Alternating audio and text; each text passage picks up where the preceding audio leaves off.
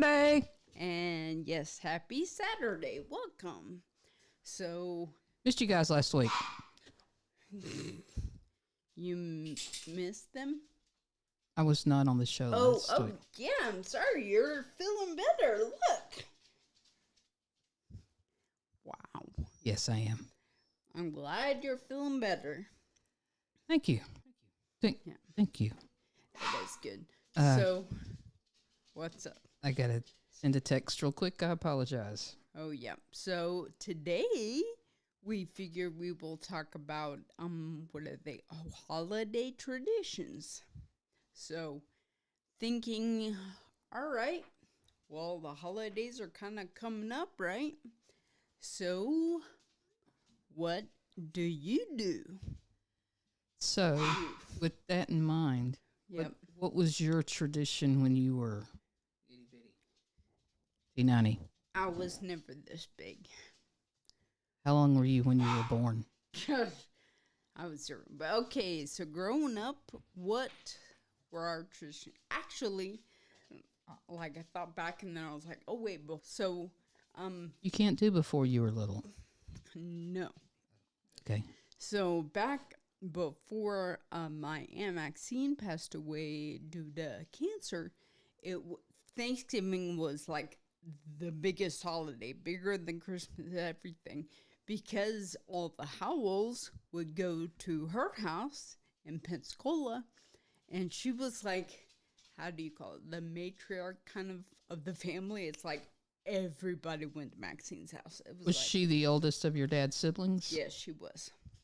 And she was just, I mean, talk about cooking. She could cook. And she was very, how do you say, like soft spoken. She was motherly. I mean, she was awesome. Like, everybody loved Aunt Maxine. Was your grandmother ever here?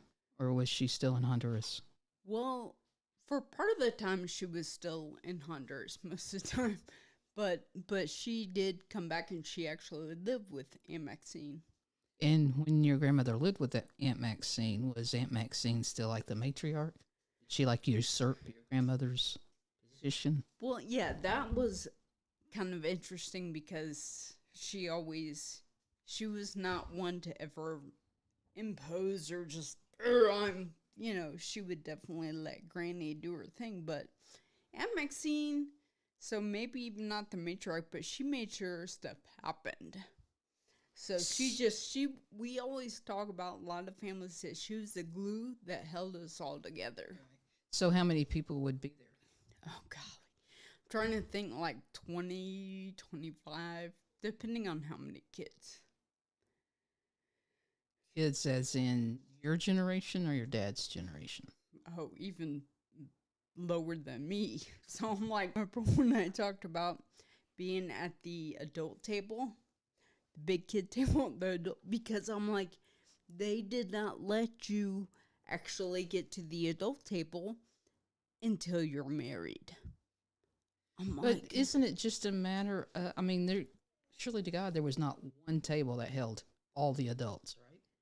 Well, I mean, actually, what happened is it was grand, the adults, but yeah, everybody else we kind of set out. But we always call it the. I remember when it was my mom's side of the family, whenever we would get together, and I think I know we did Thanksgiving, maybe did some Christmas, I'm not sure, but definitely some Thanksgivings together. There were usually 11 cousins, my mom and her brothers, and the four girls that were the youngest. We always had the card table. Really? I hated the card table. Oh, really? So it was called the card table, not It was a card table. You don't remember card tables? Oh, I remember them, but usually it's something else when you're a kid. Like, it was the adult table, and then there was kid tables.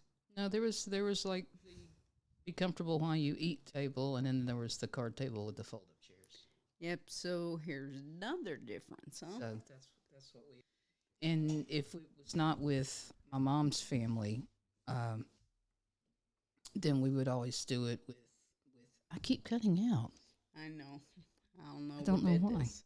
I'll have to figure With Dad's mom and dad. Dad's an only child, so Yeah. it was always just his mom and dad. And my grandmother did the majority of the cooking. Yeah. I am so sorry. So I'm sorry. I'm like just having to get in the frame. I'm man spreading here, huh? Sorry. Yes, sorry. We're having to just cut down. But my granddad, my dad's father, Oh, hey there. Ollie, How are you doing today? square holes. Yeah, it's better than square holes. Okay, so back. So yeah, my dad's father had some kidney issues. I don't remember. I was really young, but I know the last few years of his life, he could meats he could eat okay, but like breads or anything like that, I don't know what kind of flour my grandmother had to make. Yeah.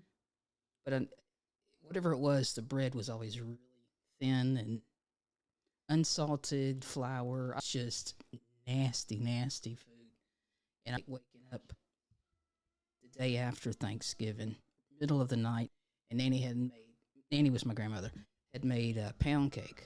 Yeah. So I was just going to reach in, take a little pinch of pound cake and not tell anybody. And I did that. Nobody would notice, huh? Not in a 6-year-old's mind. Okay. It wasn't pound cake. Oh, really? It was my grandfather's nasty, little unleavened bread that he had to eat. Really? It was really bad. Gosh. So that was an experience that didn't turn out well, huh? No. And then as we got grown, I don't ever remember a time as adults that we got together with mom's siblings and their children. I guess it got too big when she got their spouses and their kids. So it was always my grandmother, my dad's mom. We would go to her house for Thanksgiving, and she would do all the cooking and did it up well into her 80s. Doing all. Okay. We've got a barking dog. I apologize. Stay. Oh, wait, never mind. That was Sir Servy. But so Nanny did all the cooking. Yeah. And I got there one day on Thanksgiving before everybody else, and Nanny was just in a tizzy. She was making, what do you call it? Dressing. Yeah. Because in the South, I know for our family, we never stuffed a turkey, ever. Yeah. Did y'all? No,